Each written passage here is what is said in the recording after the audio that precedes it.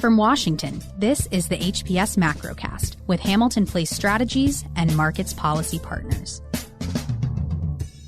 Good morning. It's Friday, January 24th. You're listening to the HPS Macrocast. My name is Brennan Walsh. I'm here in the studio with John Fagan in D.C., and we are connected with Tony, who is in Davos. But no, is that how we pronounce it? What's that?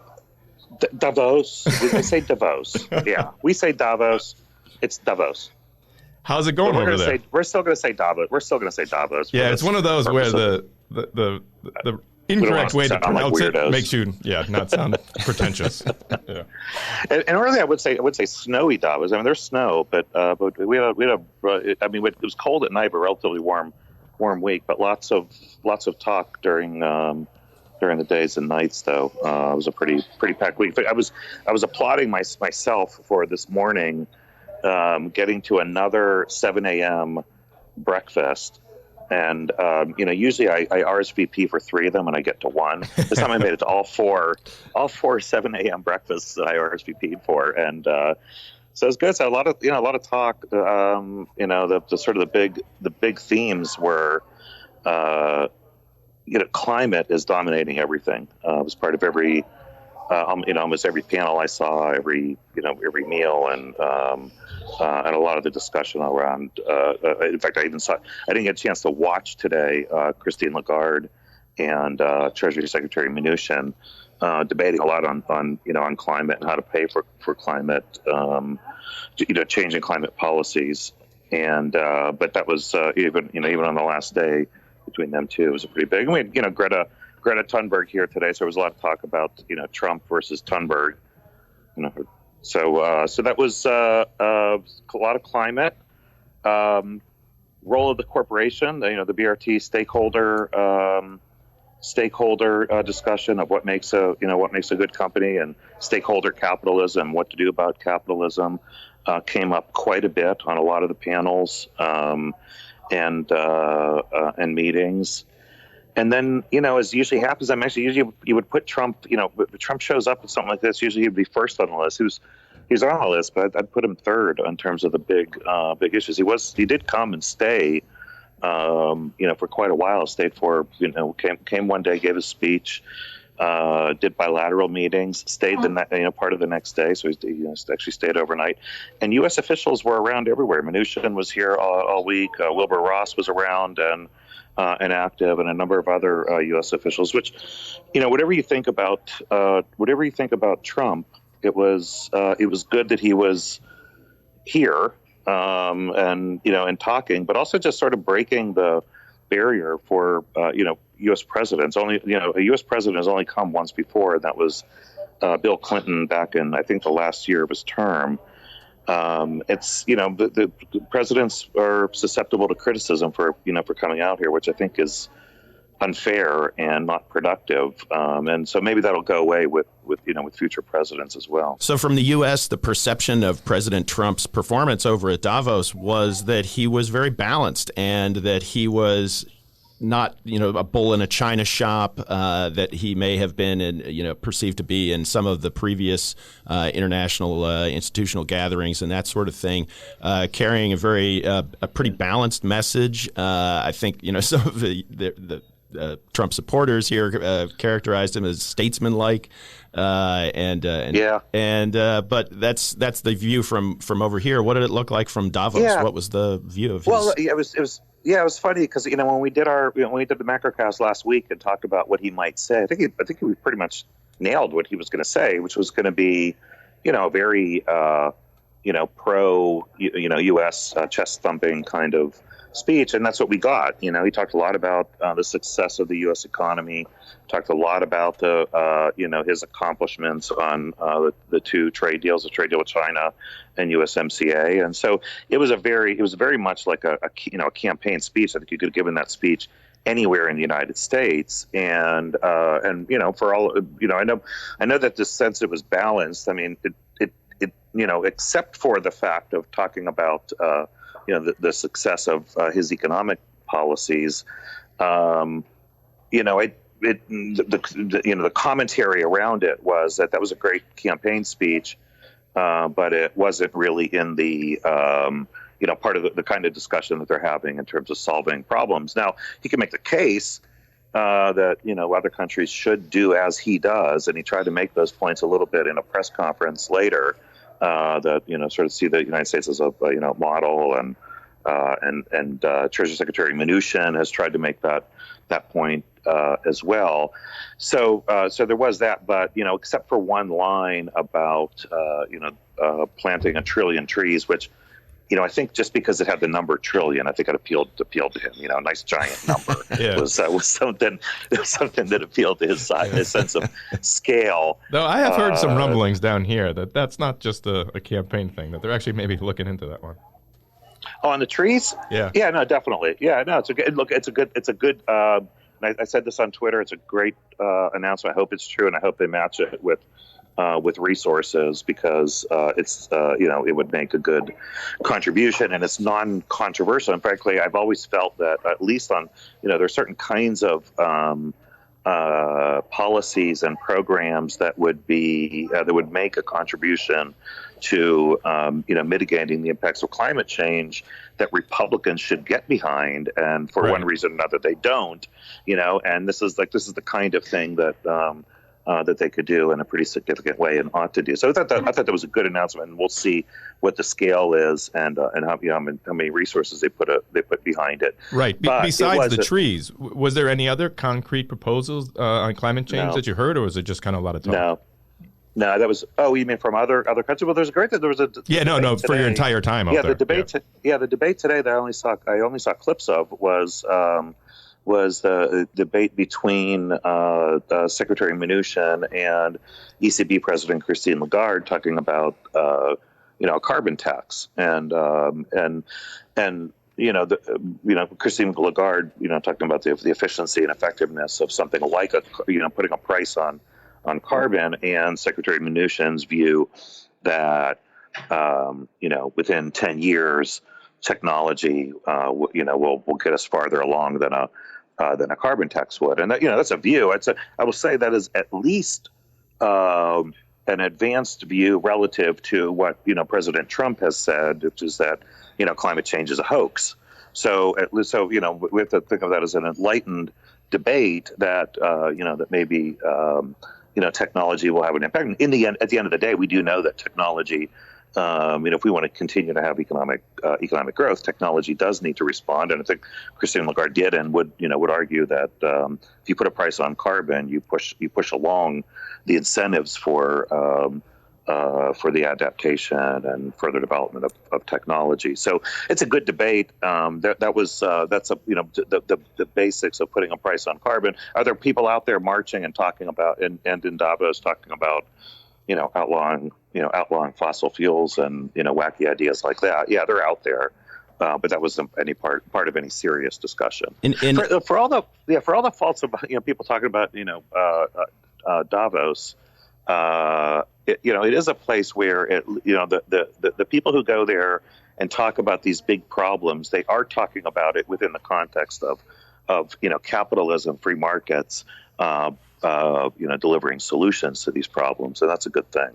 Definitely. And I know we're going to take a break in just a minute here, but just on one point, if it were another administration or another time, having President Trump call climate change a hoax and then supporting the Trillion Trees project, obviously critics could say that that's inconsistent. A logical inconsistency, however, isn't something that that the Trump administration is striving for.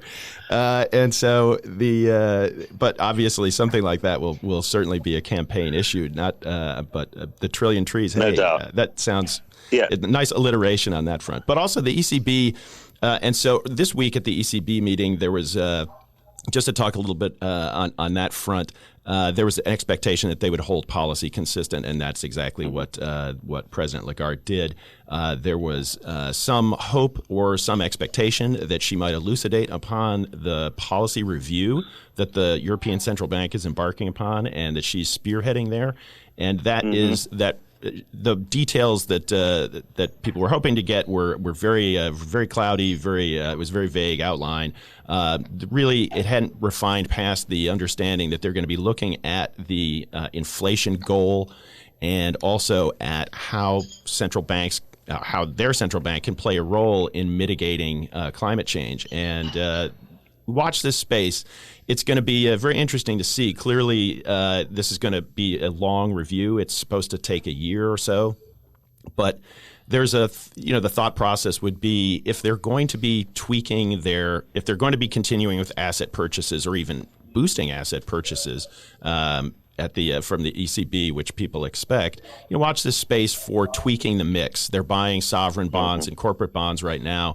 We could very easily see this shifting toward green economy bonds. And so obviously purchases of assets by a central bank is designed to stimulate economic activity in particular areas. That's why the Fed bought mortgage-backed securities in the housing crisis, and you could apply that same logic to the ECB purchasing green bonds or bonds for green infrastructure projects over its the next 5 to 10 years.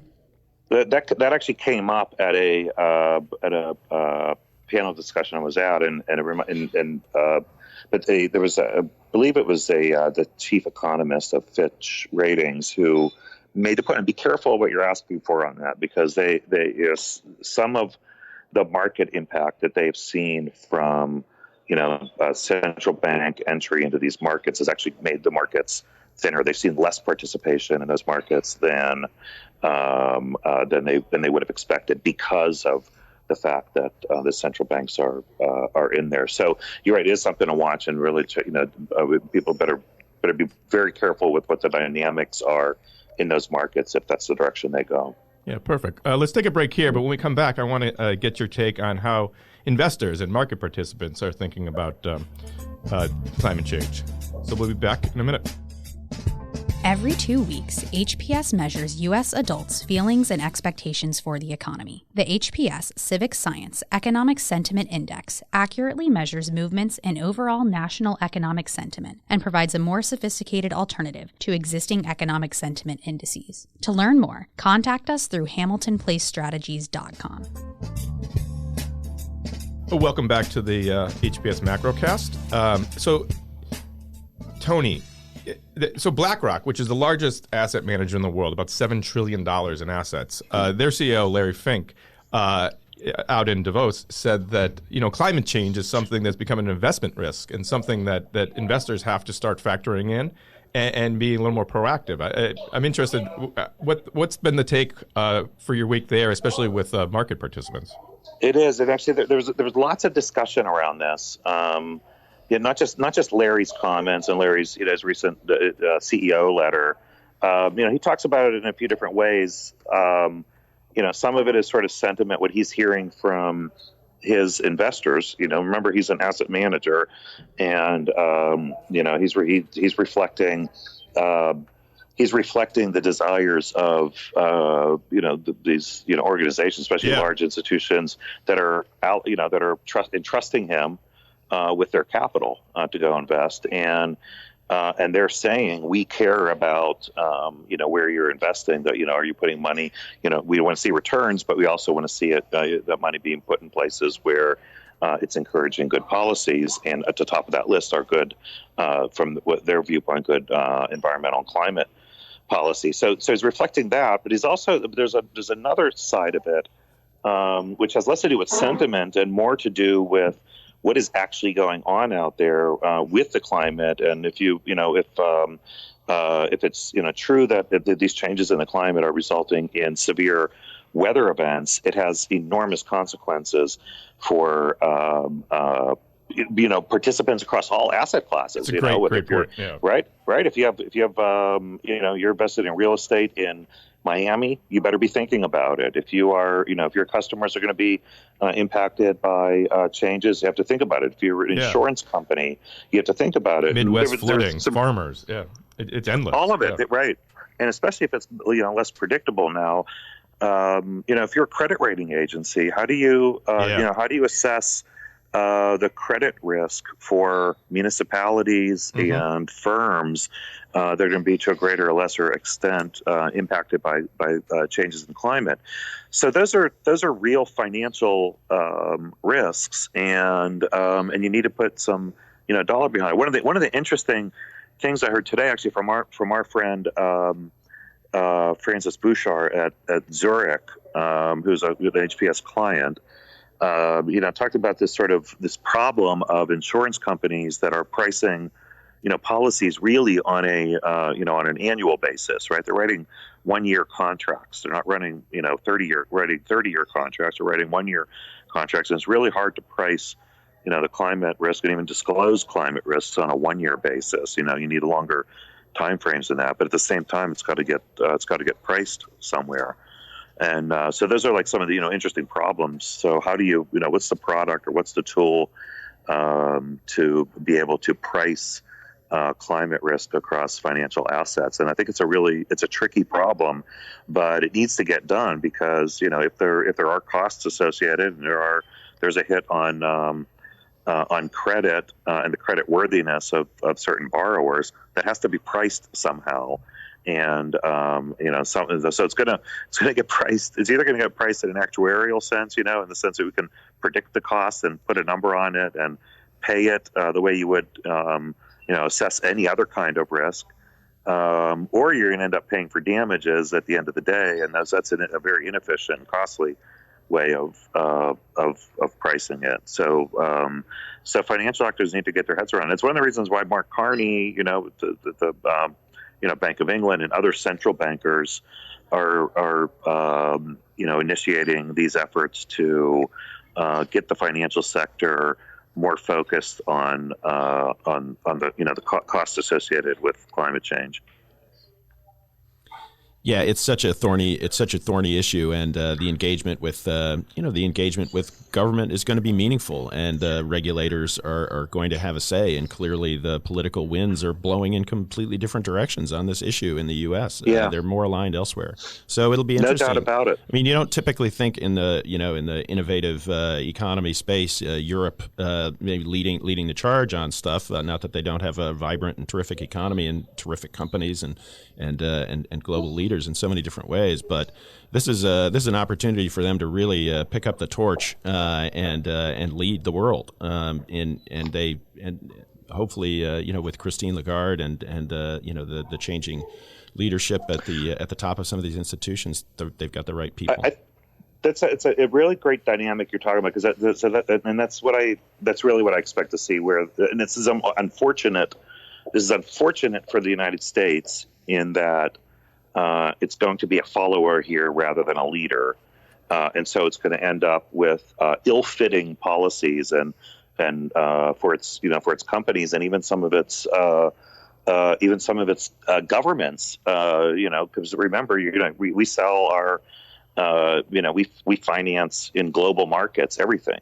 It's great to have open capital markets in the United States, but then that means that you're also at the you have to take into account the views of your customers wherever they are. So Europe is going to lead on this in the same way that they led on digital digital policy like GDPR. And that's why you got to check a stupid box every time you open up a web page to say that you accept cookies, and the same thing that's happening with privacy policy. And this is going to happen again with climate and environmental policy, because successful firms need to be successful globally, and they're going to end up having to think about these things. And it's the same. It's going to happen in capital markets as well. Yeah, it's kind of the perfect example of what the three of us chose to do what we do: the intersection of markets and policy. Both policies are going to affect the markets, and even more importantly, markets are going to affect what the policies are. Very much so. Yeah. So the other big topic of the week was the coronavirus. What's the take out there? But people worried about having to go into airports and flying out. And no one's. I heard from a few people who had been talked about going to needing to go to China for one reason or another, and thinking about postponing their trip. It's a scary thing. No one knows how contagious it is. It's killed a number of people, and so so it's obviously it's terrible for the victims of it. It's terrible for timing right now. We just had the IMF this week came out with its expectations for global growth in 2020 and revised modestly upward, I think from 3.3 or from 2.9 to about 3.3 for 2020, which would be good, and that reflected easy monetary policy and the temperatures down on the trade war. Although Trump threw the possibility of more auto tariffs out there. But if this coronavirus is going to help people from traveling, I just saw a tweet from Alexandra Stevenson, the really, really excellent New York Times reporter in Beijing, and tweeting about how everybody's indoors in China right now. The theaters are empty, the shopping malls are empty, the bus stations and train stations are empty. They're not the mass movement that happens with the Lunar New Year in China is people are being told not to go anywhere, not to move. Yeah, Boy, that's a great point. I mean, the timing couldn't be worse. Yeah. A week before the Lunar New Year holiday, when tens of millions of people move around. It's hundreds of millions. Hundreds of millions of people move around. A lot of people don't realize what a big deal this is. Yeah, vacation destinations. Go back to visit family. They reports this morning were that 40 million people there are in some form of travel restriction and lockdown, and it's just it's tragic and scary, but it's also really sad. The timing and the markets have been pretty resilient. This is akin to the geopolitical risks that we saw earlier in the year, which very difficult for market participants to price in the risk of a potential pandemic. Mm-hmm. And so they tend to be reactive. And you get those headlines coming in the midday. The markets try to look past it and focus on the fundamentals of earnings, and earnings have looked great this week, and the better growth data out of the U.S. and other places. Were you guys paying attention? I'm sorry, John, but were you guys paying? And I can't remember if you were at the Treasury Market Room at the time, or maybe if it preceded you, but during SARS, was that something? Was SARS on your radar? So this was 2002 to 2003. The SARS epidemic was. Yeah. This is the analog that most market participants are looking at, and when you look back, the S&P 500 and the Hong Kong Hang Seng, the Shanghai Composite was less developed at that point, and maybe not as good a proxy for investor sentiment and sort of reflecting growth, but. The Hong Kong Hang Seng lost nearly 20%. The S&P 500 is down about 15%. But it's really hard to go back and tease out the impact of SARS because that was at the time when we were heading into the Iraq War, and that was just at the leading up to the official the official start of the Iraq War, and that was that was obviously weighing on sentiment in the markets, the uncertainty surrounding that.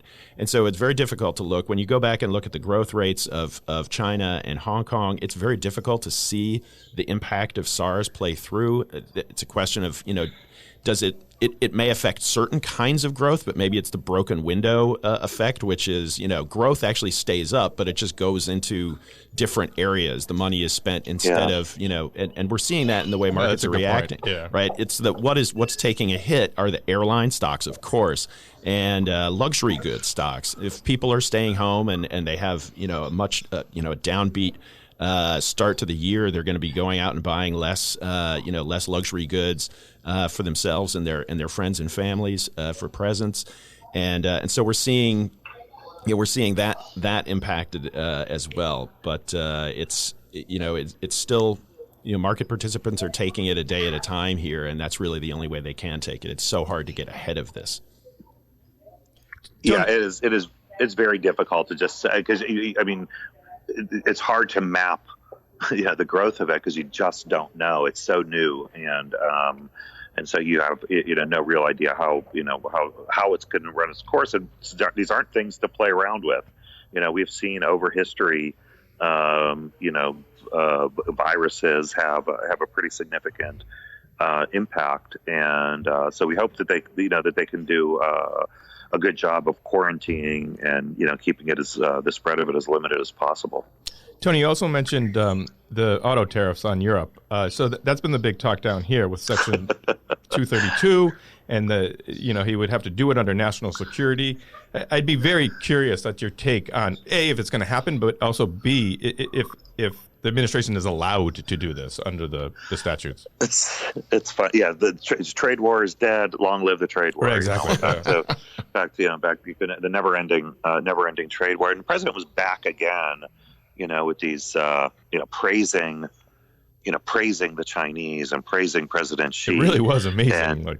And kicking our allies in Europe in the gut, over and over again. I mean, pretty repeatedly. He has his verbal abuse of our friends and allies in Europe is he seems to take relish in it. And nothing seems to get him as upset as auto tariffs. And I keep saying, well, we have auto tariffs too.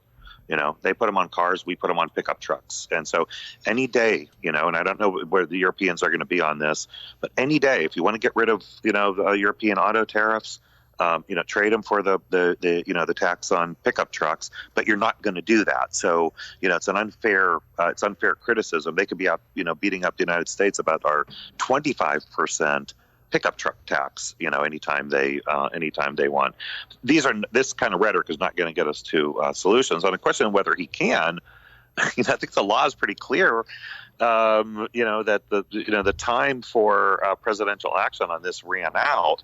However, the administration is apparently making the case that the law doesn't apply. The president can make this decision whenever he wants to. And it would be interesting to how you make the challenge to stop it from happening if he did actually put it in place, and who would be the party that goes and argues this in court.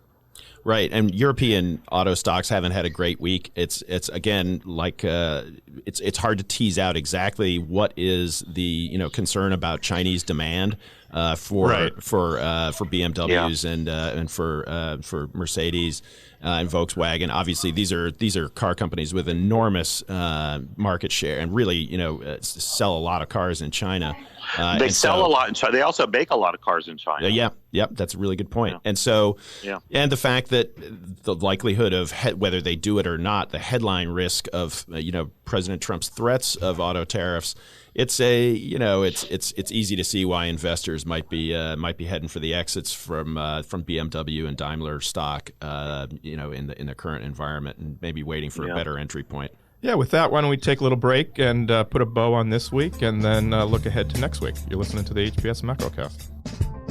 Are you a college junior interested in the intersection of economics, policy, and public affairs? HPS is now recruiting for our summer 2020 paid internship. HPS interns conduct analytical research, draft content for publication, interact with clients, and help on projects like the Macrocast. Learn more and apply by January 31st at hamiltonplacestrategies.com/careers. And to get a glimpse of life at HPS, follow us on Instagram at HPS Insight.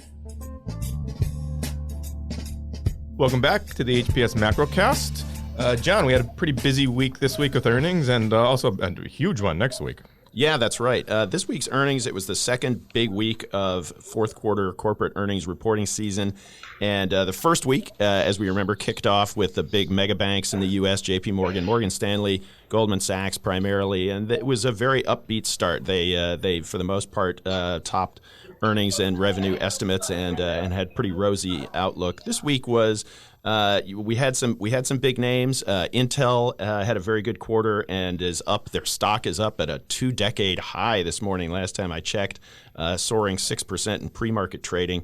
But there were a few uneven aspects this week. We did see some of the regional banks and that Brendan covered back in the day, having a little bit of a stutter step with their results on lower net interest margins and that sort of thing. But in general, the upside surprises have been the rule. So as of this morning, of the 75 S&P 500 companies that have reported fourth quarter results, 73% have topped earnings expectations and 67% have beaten sales estimates. Those are really lofty numbers so far.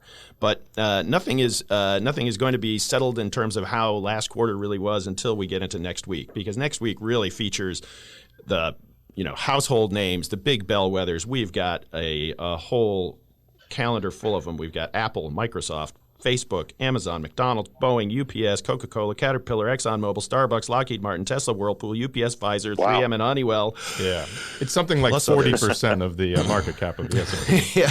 That's a huge week. Yeah, so that will really be the decide. Everybody's expectation is that we'll come out of next week with a pretty upbeat, continuing the pretty upbeat aspect of the quarter. But it's really going to be a busy one. There's other stuff on the calendar next week. Central banks and Brendan, what do you see coming up there? Yeah, when you were talking about the regional banks, the lower net interest margins was a direct result of the 3 cuts that the Fed did. So on Wednesday we have another FOMC meeting where the market is expecting little chance of any cut or hike. Kind of the Fed for the first half of the year should be very much on cruise control. But interesting, kind of in the fourth quarter, the market is still putting some odds that they could be cutting by year end. And then the other one, which is probably a little more market moving, is the Bank of England. So this week, the House of Lords finally stepped down in their opposition to the Brexit bill and signed it, and the Queen signed it into law. So now the European Parliament will vote on January 29th, which is very much likely they will do it. And then by the end of the month, Britain will officially, leave the EU, but they will still be governed by the EU laws while they negotiate 27 new trade deals with the 27 states. That'll go smoothly. Yeah, and it probably very quickly.